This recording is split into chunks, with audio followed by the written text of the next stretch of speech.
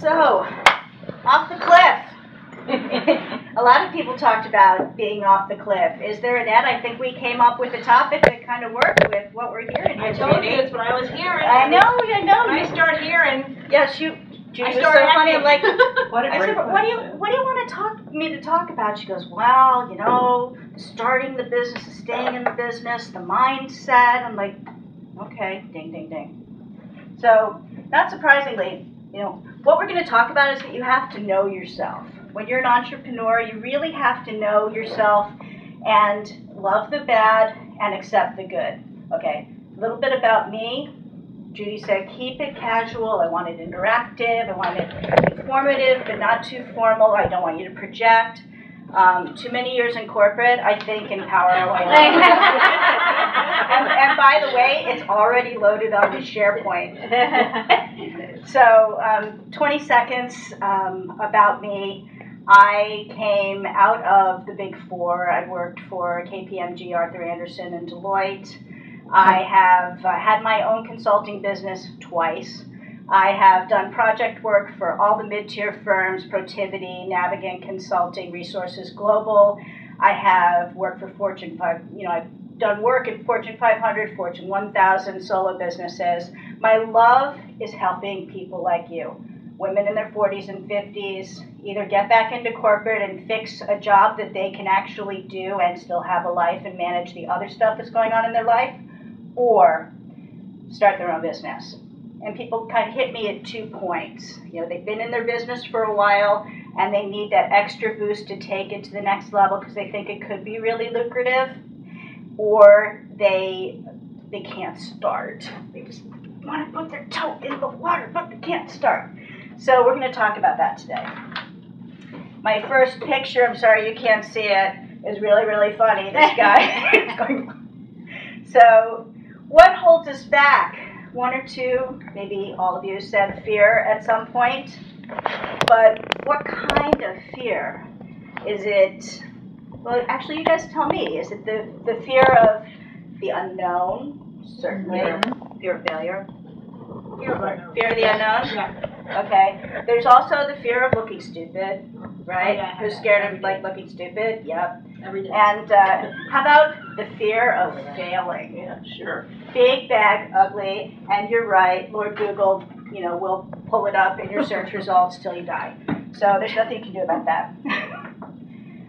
But I want you to instead embrace the idea that it's not, the decisions you make are not necessarily lifetime decisions. You can change, you can pivot, you can reinvent yourself. We all have done that. I started out in financial services, I went to professional services, I go into coaching. I can tell it in the way that it makes sense, but I promise you it wasn't planned. And however well you plan your business, you think you know what you're going to do. You think you know your target market. Most of us, when we start our business, we are our target market. So we really think we know what they want. You do and you don't. So, maybe 70% of it you'll get right, 30% is going to pop you on the head and say, really? That's what you guys want? So just be prepared for that. So even if you plan, it's going to change. Think of it as the lean startup methodology, fail fast. Don't be afraid of failing. Failing fast, you get the information that you need, you can tweak your business and move on. We also talked about it, and not surprisingly, I see this more with women.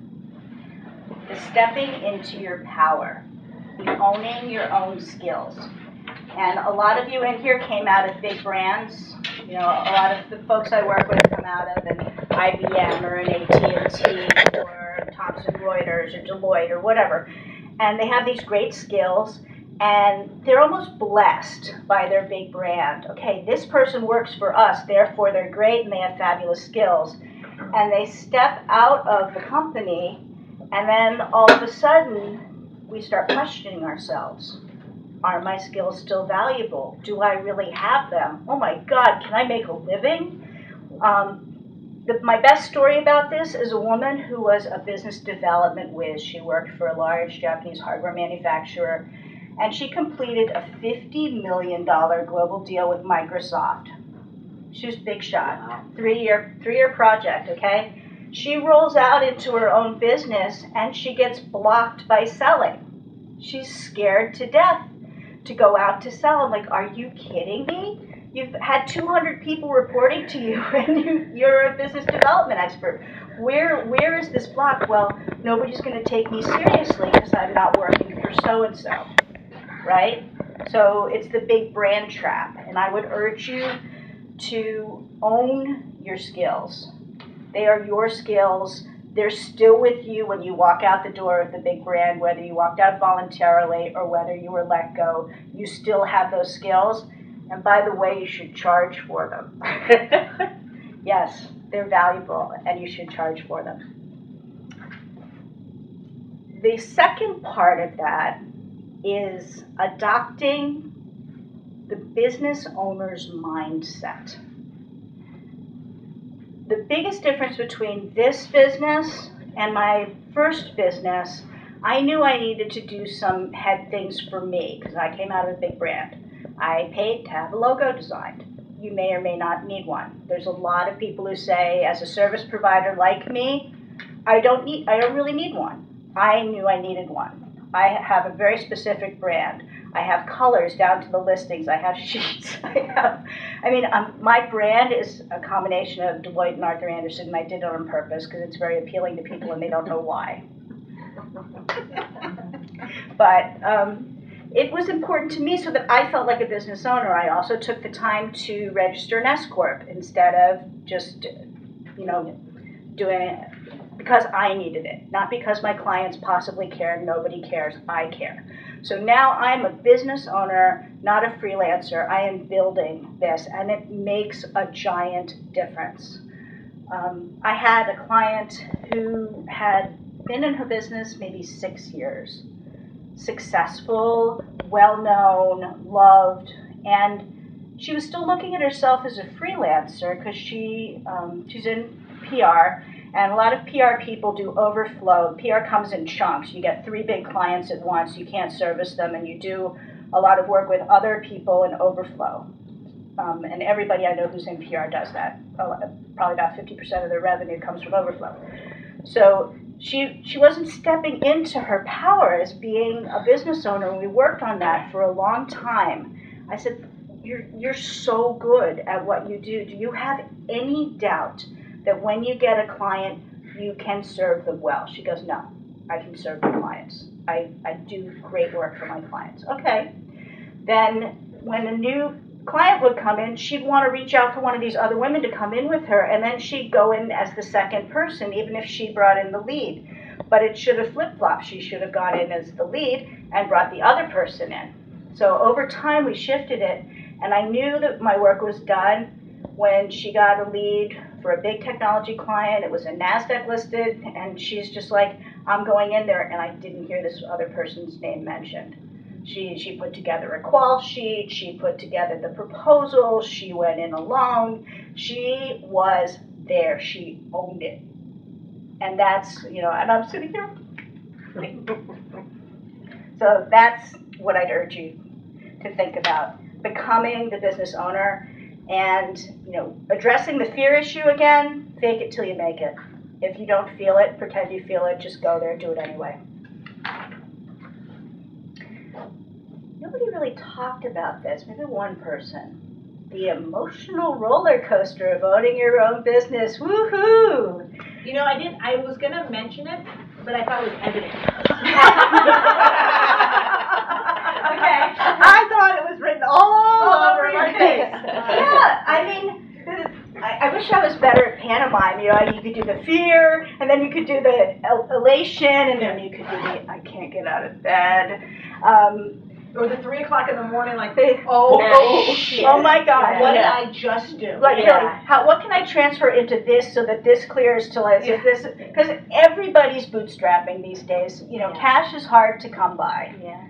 So, what I would urge you to do to keep yourself out of the dips that are going to happen. One, know that they're going to happen. They don't just happen to you. They happen to you, and you.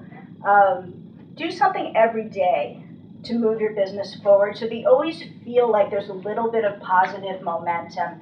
And if you're having, one of those really sucky days, just do one thing. Make one phone call. Send out one email, just something, so that when you look back, you can say, well, this is moving, a little bit. And also, concentrate on the things you can control. There's a lot of things that you can't control, but you can control your showing up. You can control you're doing the one thing to move your business forward. You can, reach out to that other person. And if you're really in a bad place, take time away from your business and help somebody with someone else's. Because the fastest way to get yourself out of the dips is to help somebody else. I know it sounds kind of, sunshine and puppy dogs, but it's so true. Okay, here's the big secret. Biggest secret out there. Get over the scarcity mindset, folks. It's a really big pie. There's plenty of clients out there. There's plenty of room for all of us to have successful business. Get out of the dog-eat-dog world. If she has a business doing this, I can't have a business doing this. No, we can all have a business doing it. There's the 15 clients it takes to fill my practice is not going to take food out of Rebecca's mouth, right? No, it's not. You're not the same. And the other thing I want to remind you of is, well, she says she works with small business owners. I work with small business owners. I'm not going to give her a lead. Of course I won't. Ideas are worth nothing. I have a bunch of friends who are angel investors. My friend Carol Roth, I manage her blog. She's a New York Times best-selling author of The Entrepreneur Equation, recovering investment banker. She's raised $1 billion, that's with a B, folks, dollars for people and purchased investment capital. Ideas, nothing. Execution, everything. So get over it. No scarcity mindset. What is important, though, and this is from my friend Bonnie Carpe. I wish I could have brought her here. She is the funniest woman you'll ever meet. She says relationships are the currency of the new economy. It's one of the reasons why I wanted this. Can I talk to you about co-working spaces and why they're really great? Really push that. So many people are stuck behind their screens right now, and they're not interacting with other humans. They're waiting for the computer to interact with them. And I was the worst of that because I was building a virtual business, darn it, and I was going to sit there and, people were going to find me and I was going to be able to do it on Twitter and Facebook, and guess what? I'm here face-to-face because you still need to be face-to-face. You need to go to conferences. You need to go to association meetings. You need to go to networking meetings. You need to be involved in great people building things like this. I just add one thing Please. to that. I was talking to Judy. Is if you're a person like myself who worked in an office, part of the whole going to an office creates a discipline, but there's a social. So if they're 20 and a half years at Warner Brothers. Staying at home to me was home. So the isolation, you get into a psychological trap where you don't go out to the networking. So when I heard about this through Judy, I thought, this is fantastic. And the minute I've come in here and do, the energy's up. That was so funny. I came here because I walk in, I'm like, Judy, I got to do some live radio. I need somewhere quiet. We have 3 dogs. I can't, and they're completely unpredictable. They'll be silent for 6 hours, and then they'll go postal. And then as soon as you get on the phone, yeah, guaranteed. So I'm like, please, do you have a quiet space? And does my cell phone work? So, of course, Judy is sweet enough to have me in here. But that's, important. That's a big part of it. And then the reason I said this was Marla came in, and she immediately caught the energy vibe. She flopped down at the desk and started tearing into something that she'd been. So you walk in, it's set and setting, right? You're here, you're in an office, boom, work. And Marla's like, really? You think Judy will let us run an office? The other thing I've heard said, and I wish I could attribute it because I don't like to steal other people's stuff, but your network is your net worth. And I think Marla's going to be the biggest one to vouch for that because few people have a bigger net worth than Sparkly over there. Okay, now here is the slide I had that addresses what you were talking about. You just got into one slide early. It says, know yourself and how you work. So, like a lot of entrepreneurs roll off, and I'm going to start my business, and I'm going to work in my pajamas, which I do a lot. But sometimes that gets really old, and so you need to shake it up a little bit. Maybe you're in the mood to be around people but not interact, so you go to a coffee shop. Great. Maybe you really need to be somewhere, once again, where you walk in and, you know, this is it, I'm going to work. You may find that it varies depending on what you're working on. If I have to write, I either need it to be very quiet or very noisy so that I'm totally focused. But it's a question of knowing yourself and knowing what your mood is. Sometimes getting out of your house and going somewhere else, even though nobody's interacting with you, makes you feel like you have to work to show them that you're working, right? I don't know, it must be some way we're wired. I can't be the only one who feels that way, but sometimes... No, if I have a painful project or I've been putting it off, I will actually start scrubbing the bathroom. I mean, there are things, there'll be anything but doing that one thing. Oh, I have to, that laundry, it's been sitting there for 2.5 weeks. Yeah, I got to do that now. That's what happened right now, and all of a sudden it's top priority. Yeah, my procrastination gene kicks in good. Yes, oh yeah. Yeah, so everybody does that, but that's the knowing yourself part, knowing this type of work I do better in this type of atmosphere. Another thing I want to bring up, some people, not me, are people. They get energized and inspired by people. Marla's vision of hell is sitting in her house working alone. That's really happy for me, but it's not for everybody. And I have another client who recently found a co-working space. He was begging for it to open for 6 months, and he's there, and we're having our weekly call, and he's giddy, giggling. I've been so productive, I'm having so much fun, I love being here, I hate working in my house.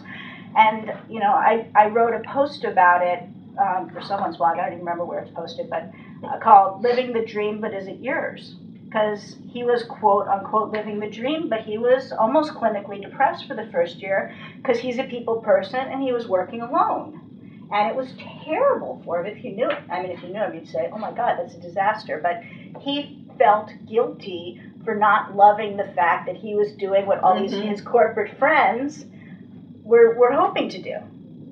So, you know, just throw that out there as food for thought. So connecting with others. You're here because you want to connect. Everybody said that. Looking for, you know, friends, colleagues, support, whatever. Partnering with people who provide complementary skills to you, something that you don't do well or hate doing, makes sense. Everybody's nodding their head. Yeah, of course you do that. So I'm a good business strategist. I'm a good writer. I'm a decent coach. I suck with numbers. Do not take the fact that I work for 3 accounting firms that I can add. I can't. Me teaming up with Stephanie might be a great idea, right? If I was doing a business plan for somebody, I could do everything except those nasty little numbery things. And Stephanie would probably love to do that part and maybe possibly hate doing the writing part. But, you know, something like that makes sense intuitively and nobody's saying, oh, well, yeah, that makes sense. But here's the thing that I would urge, and we touched on it, you know, a little bit before. Partner up with people who do the same things as you, especially if you're a solo or small service provider. Why? Because the universe has a strange sense of humor, and your projects will all come at the same time. And you will need to refer stuff out, and you will need somebody to back you up. And it's really good to know a bunch of people. Also, if people come to you and for whatever reason you're not the right person to serve them, if you refer them out, you've done great things. 1, you've helped this person solve a problem potentially. 2, they will remember that you helped them solve a problem instead of being like a customer service line and saying, sorry, we can't help you.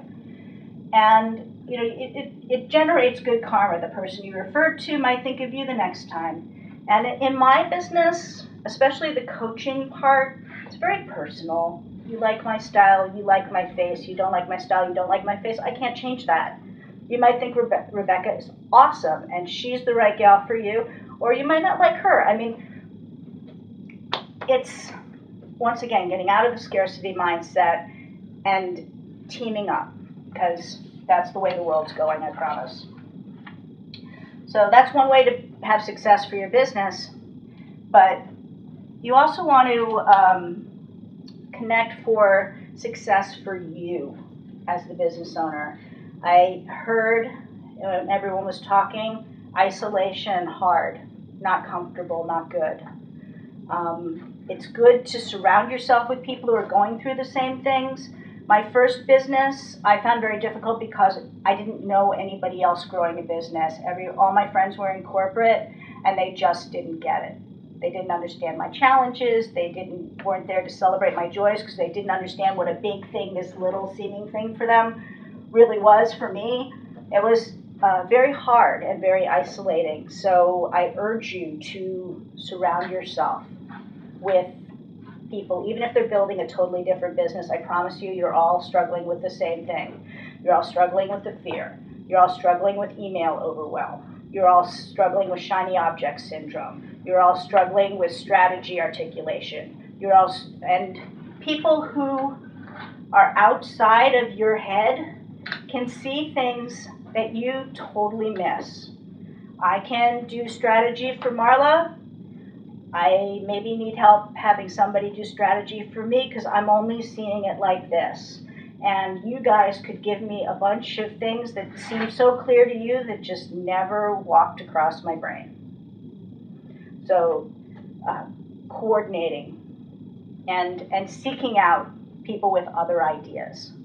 And one of the things big companies do is they often follow successful companies in completely different industries and see what their best practices are and whether they can bring them into their company. Because they know the pharmaceutical companies know everything the other pharmaceutical companies are doing. But what are the automotive companies doing? Is there some manufacturing best practice that we can bring into manufacturing our drugs? Who knows? Don't know. So make it a point to collaborate. When you collaborate, you stay energized and positive. You learn a ton. On the days when you're like, oh, I can't do this one more day, team up with somebody else. Come up with a new project. Do some little thing with somebody else. Because you can promote the heck out of them. You might not be able to say one more nice thing about yourself, but it's easy. You could say, you're fabulous. I mean, you got the coolest bag I ever saw. You have this great sense of style. I could gush about you, but talking about yourself is uncomfortable for us. And, it's hard because you don't want to be the best kept secret in your industry. You want people to know about you. You want to have a successful business. Most of us are not doing it for our health. We actually want to make some money. My friend Carol Roth calls the people who are just sort of playing at business, a jobby, and you have some big overhead. I'm pretty sure you're looking to make a profit. So I need members. You need members. I need people who are ready to collaborate, get out of their house. Then you can sign up today. Take it to the next step. This is what it's all about. Absolutely. So I just want to leave you guys with my best advice. If you are looking to launch your business, those of you who aren't already in business, get out there. But start small. Don't try and do the consulting thing of boiling the ocean. Don't try to be everything to everybody. Just pick one small thing. Get out there. Test it. Do people like it? Whatever research you've done, however much you think you've gotten this, you haven't all of it. You've probably gotten most of it, but there will be tweaking involved. Avoid analysis paralysis, making sure you have to know everything. Oh, well, there must be, 3 more e-courses I have to take before I launch my business. I really need to know social media before I launch my business. No, you don't. Yeah. A lot of people. All of it. There was someone I was talking to that was trying to make everything like first I'm going to get this done, and then I'm going to get this set, and I'm like, what are you talking about? What? The longer you wait, it's another way of procrastinating. Yeah. Oh, it's a great one. You put all these great blocks, all the perfectionist blocks. Yeah. No, my logo has to be done. No, my business cards aren't printed. I can't go to a networking event without my business card. Yeah, I'm sure nobody's done that. Poster here, child for so as Seth Godin would say, shit, and we're also, putting all these other things that we could do first. The laundry becomes really important. Oh, well, I was going to have the garage redone, or I was going to, volunteer somewhere. No. Let me go volunteer. Hey, I'm going to go volunteer. I've got this time I should be spending on my business, and get the support you need. Come to a co-working space, come to meetings, keep learning, keep connecting. Your network is your net worth. That's my very best advice. Don't do it alone. You may be solo, but not alone. Don't do it alone.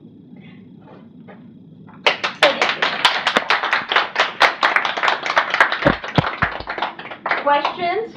Did anybody bring answers? Oh, I think. No? Yeah. Did you get your business? I have my products. Get it out there. It's a big block for people. The website, the logo. Getting paid, charging. Yeah,